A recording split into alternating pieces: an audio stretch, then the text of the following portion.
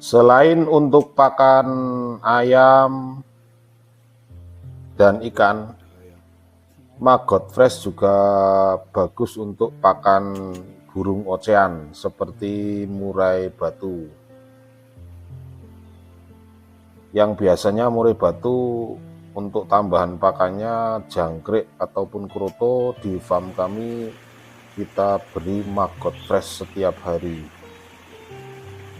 Tentunya tidak boleh banyak-banyak karena panas nantinya ya. Dan maggot yang jatuh pun diambil lagi sama si burung murai ini.